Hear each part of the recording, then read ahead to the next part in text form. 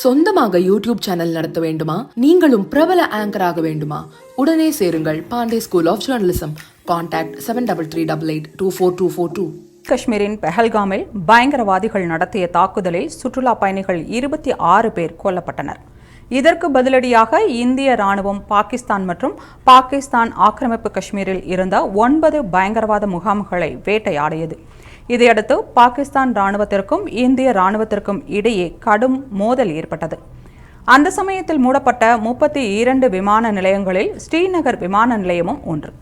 இந்த விமான நிலையம் மக்கள் சேவைக்காக நேற்று மீண்டும் திறக்கப்பட்டது. ஹஜ் விமான சேவை குறித்து அறிக்கை வெளியிட்டுள்ள ஸ்பைஸ் ஜெட் விமான நிறுவனம் 2025ஆம் ஆண்டுக்கான ஹஜ் பயணத்திற்கான விமான இயக்கத்தை ஸ்ரீநகரில் இருந்து மீண்டும் தொடங்க உள்ளோம். A3400 விமானம் மூலம் மதீனாவுக்கு 2 விமான சேவையை மேற்கொள்ள உள்ளோம். ஒவ்வொன்றிலும் 324 பேர் பயணிக்கலாம்.